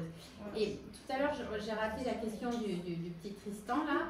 Je voulais demander aux grandes filles là, est-ce qu'il y a des choses qu'on a pu dire que vous trouvez bizarres, ou vous n'êtes pas d'accord, ou au contraire vous êtes d'accord? Est-ce que vous auriez envie de dire quelque chose? Est-ce que ça vous paraît possible de ne pas regarder la télé tous les jours? Oui, parce que quand même, en plus vous avez pas mal de devoirs, une bonne journée, quand vous rentrez, vous êtes bien fatigué. Tu ne regardes pas la télé tous les jours. Ok. Et en tout cas, ça vous paraît possible d'éteindre du lundi au vendredi. Vendredi soir, on peut, mais pas... Et le téléphone, par contre. Même pendant les devoirs. On n'a pas du lundi jusqu'au vendredi. Et le samedi et dimanche, l'après-midi. D'accord. Bon, bah super, très bien. Est-ce qu'il y a des questions que vous avez à poser? Non, pas plus? Oui, je vous écoute. Merci les filles. Alors, moi j'avais juste une question. Est-ce que par rapport aux enquêtes, aux retours que vous avez, est-ce que le milieu social a un impact sur le plus d'écrans ou moins d'écrans ou pas du tout? Plus ou moins. Plus ou moins, parce qu'en fait, tout le monde a accès aux écrans. Il faut savoir qu'on est passé de un écran, une télé, dans les années 70, 80, 90. Maintenant, c'est 10 écrans par famille qui ont des enfants. Entre les 2 portables des parents, la télé, un ordi, la Switch, la PS4, pour un peu que les enfants aient des écrans, des téléphones et des... On en est à 10. Donc, oui et non, parce que dans les milieux aisés, il y a beaucoup d'écrans et parfois des parents qui travaillent beaucoup et des enfants qui sont beaucoup livrés à eux-mêmes. Et dans les familles moins aisées, et ben, effectivement, ils sont plus dans le même lieu, avec les écrans qui fonctionnent tout le temps et pas plus de contrôle. Donc, non, c'est quelque chose qu'on a pu entendre à un moment donné, mais la différence, c'est que quand on a plusieurs enfants, qu'on n'a pas forcément les moyens pour leur faire des activités extrascolaires, là oui ça joue. C'est peut-être la seule variante qui joue. Mais sinon, non, il y a des parents de milieux défavorisés qui voient ce que font les écrans sur leurs enfants et qui limitent. Il y a des parents de milieux plus favorisés qui voient aussi, et le contraire. On voit vraiment tout, quoi. Oui. Oui, moi je voulais juste vous demander s'il y avait eu une conséquence par rapport au confinement. Voilà, où les gens se sont retrouvés chez eux avec leurs enfants H24 et est-ce qu'il y a eu des conséquences? Ça a été la catastrophe. Voilà. C'est-à-dire qu'au sortir du confinement, on a vu des enfants, encore plus d'enfants qui n'avaient pas de langage. On a vu des adolescents complètement déprimés et retournés sur eux-mêmes. On a vu des décrochages scolaires. On a vu des d'apprentissage chez les primaires. Voilà. On a vu des adolescents phobie scolaire, très déprimés, n'arrivant vraiment pas à trouver de sens. A contrario, on a aussi vu des parents qui ont profité pour être avec leurs enfants, qui ont joué avec eux, qui ont passé du temps, qui ont dormi, qui ont cuisiné, qui ont renoué justement avec. Donc il y a eu les deux. Mais ceux qui ont été surexposés, c'est les bébés. Il y a des petits qui sont nés pendant le confinement ou qui avaient 1 an ou 2 pendant le confinement. Pour certains, ça a été dramatique. Pour peu que les parents travaillaient à la maison sur leur écran. Et là, par exemple, les enfants qui sont scolarisés en CM1, il y a vraiment beaucoup d'institutrices notent une baisse du niveau par rapport au CM1 précédent. Oui, je vous ai fait passer l'article sur notre ministre de l'Éducation nationale actuelle qui constate que les évaluations des enfants de 4e cette année, elle est dramatique. Le niveau est nul. Et il a tout de suite fait le rapport avec l'hyperexposition aux écrans. Bon, maintenant il faut qu'on dépasse juste l'effet d'annonce et qu'on voit qu'est-ce que ça va donner concrètement. Mais c'est la première fois que enfin un ministre de l'Éducation nationale dit qu'il faut faire quelque chose au niveau des écrans. J'ai une question là. Ouais. J'avais une question, justement, je rebondis sur ce que vous dites sur l'éducation nationale. Donc il y a un lien avec les résultats scolaires. Est-ce qu'il y aurait aussi un lien avéré sur le harcèlement scolaire? Est-ce que les écrans développent chez l'enfant des violences sociales? Mais carrément, mais absolument. Est-ce que le harcèlement scolaire peut venir aussi des écrans? Ça s'est démultiplié. En fait, le harcèlement scolaire, il existe depuis toujours. Et franchement, il est beaucoup plus pris en compte là, depuis cette année. L'année dernière déjà, mais cette année, vraiment, je sens vraiment une différence, que ce soit en primaire, au collège, vraiment, il y a une différence. Mais le problème avec les écrans, c'est que les informations se diffusent plus vite. Les informations se diffusent 24 sur 24. Si on ne fait pas attention, le gamin il peut être réveillé à 3h du mat, t'es un gros nul, t'es moche, à toute heure de la journée si les parents ne prennent pas le portable. Et comme je vous disais tout à l'heure, déjà c'est extrêmement douloureux d'être harcelé et d'avoir 2-3 regards qui regardent et qui ricanent ou qui disent rien. Mais quand c'est démultiplié par toute la classe ou par 30, 60 enfants, c'est terrible pour le jeune. C'est-à-dire qu'il voit le nombre de personnes qui le voient harceler. Donc ça augmente encore l'impact du harcèlement sur l'enfant qui est déjà super difficile. Hein. On voit juste dans la cour d'école sans les portables, c'est déjà super dur. Mais à l'âge de l'adolescence où les sensations sont démultipliées et où la plupart ont un portable, c'est vraiment, vraiment problématique. Ah oui. Et puis, j'ai vu ça sur TikTok, je le fais sur un tel, j'ai vu tel jeu, je le fais sur un tel, j'ai vu telle photo, telle remarque. Ça donne des idées, ça c'est sûr. Oui. Juste une question par rapport aux réseaux sociaux. Pourquoi l'âge c'est 13 ans alors que pourquoi il y a des choses qui sont pas forcément de l'âge? Parce que c'est pas forcément quoi tu dis? Parce que 13 ans je trouve que c'est jeune pour certaines personnes. Ah oui, c'est vrai, c'est jeune. En fait, parce qu'on considère qu'à partir de... Mais oui, ce serait moi, je dirais 15 ans. Comme l'âge du smartphone, effectivement. Quand il y a des choses sur TikTok qui peuvent être sympas, comme des recettes de cuisine, comme des chorégraphies, Et puis il y a des choses, il y a eu des extraits de la série coréenne, là. Oui, voilà, c'est exactement. Un enfant qui ne voulait pas voir la série, il avait de toute façon sur TikTok un petit extrait. Le début, le truc qui est juste terrifiant. Moi, je l'ai regardé en accéléré pour voir de quoi il s'agissait. C'est juste insupportable. Au revoir.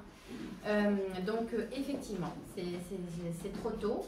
Mais si tu veux, ce que je voulais dire, c'est que même l'âge de 13 ans pour certains réseaux sociaux n'est pas respecté par les parents.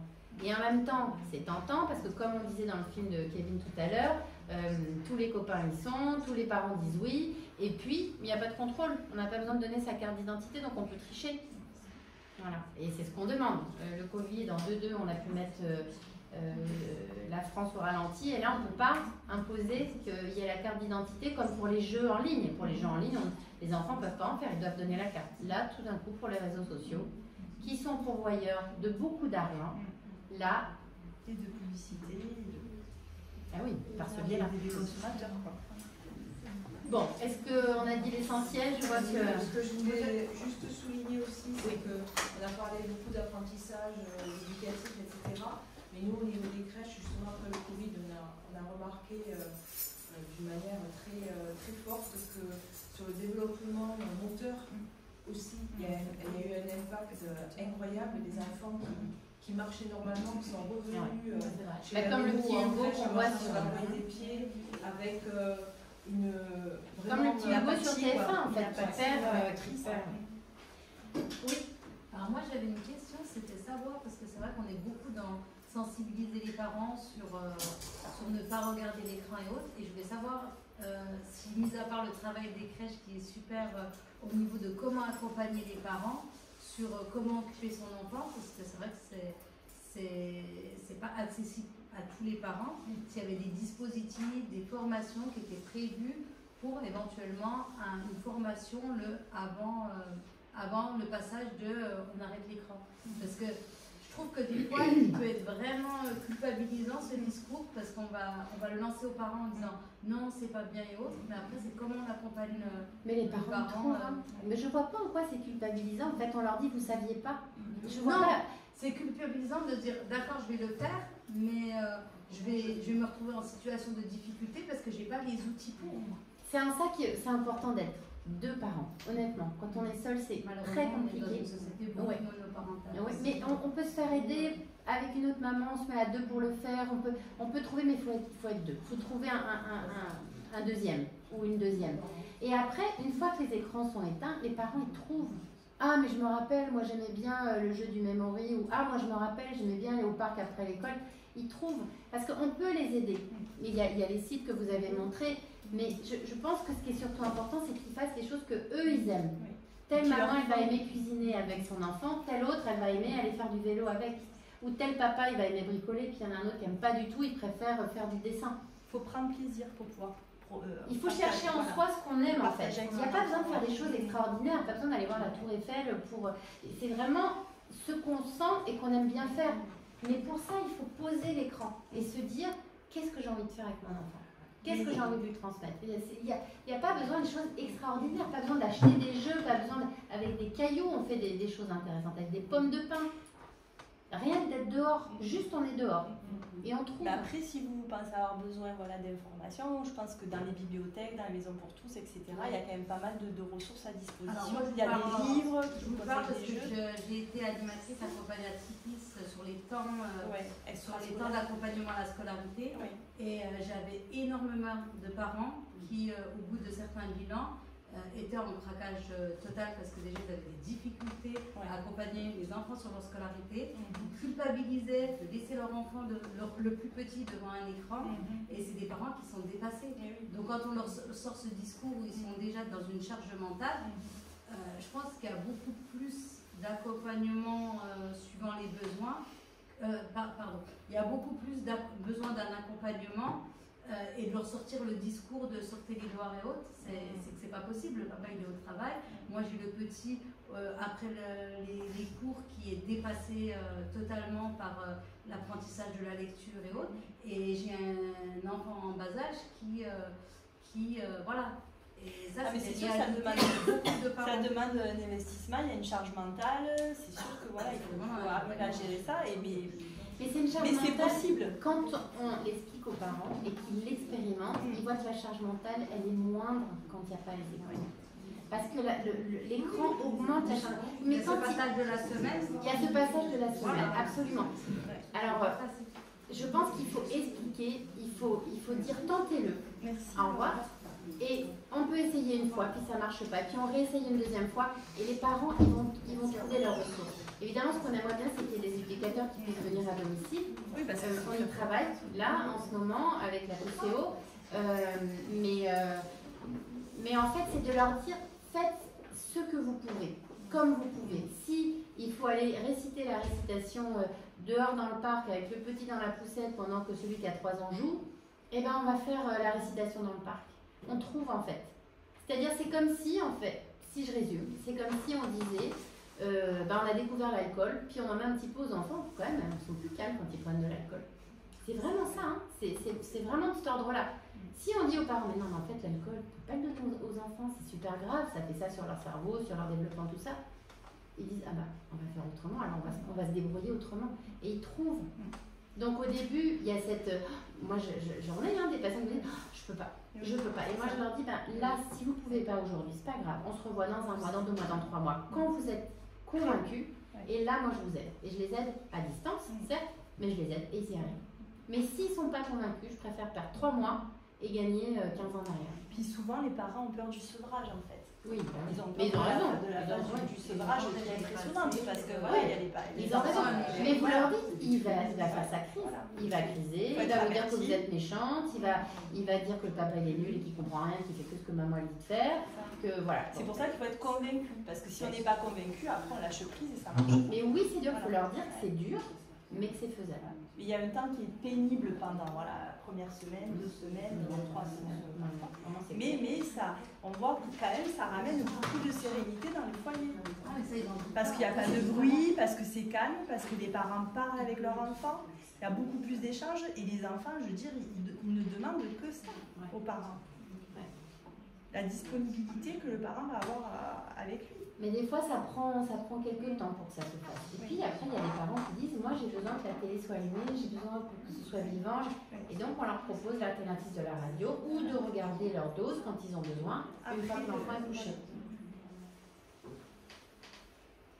Donc, j'ai une question, c'est comment on fait quand on a un enfant qui est autiste, avéré, par contre, que les parents sont séparés, qu'il y a un parent qui autorise les écrans et un parent qui n'autorise pas. Et oui, voilà. C'est compliqué, mais c'est compliqué. Je ne peux pas dire le contraire, mais dans ces cas-là, on dit à l'enfant, écoute, je sais que, là, mettons, chez ton papa qui regarde les écrans, pour moi, c'est pas bon et tu ne peux pas les avoir à la maison. Je sais que c'est pas simple pour toi d'avoir 2 espaces différents, c'est très, très différent, mais chez moi, ça se passe comme ça.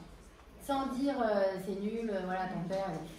Ton père il a fait ce choix-là, moi j'en ai fait un autre. Mais non, mais c'est dur, c'est dur, hein, mais de toute façon, c'est pas évident. Parce qu'on m'a raconté qu'il met l'enfant sur son ordinateur et lui sur le smartphone sur le canapé. Oui, sûrement. Mais de toute façon, un parent indépendant, forcément, va exposer son enfant. Mais du coup, vous pouvez vous dire qu'une semaine sur 2, il expérimente sans écran. Le mercredi après-midi au regroupement. Les gens récupèrent le mercredi sur 6 canapés. Voilà, du coup, ça vous... Du coup, vous êtes convaincu du fait de ne pas le mettre devant l'écran. Et vous lui dites, tu vois, c'est pas possible ça, c'est pour ça qu'à la maison, il n'y a pas d'écran. Et regarde le mercredi soir quand je te récupère, dans quel état d'énervement tu es, est-ce que c'est normal, est-ce que tu trouves que c'est bien, parlez-en avec lui. C'est pas possible. Parce que du coup, en fait, il est en opposition. On ne rivalise pas face à l'écran, ça c'est faut vraiment être... Il faut beaucoup d'énergie, il faut être convaincu. Oui. On attend la campagne. Bon, merci beaucoup pour votre...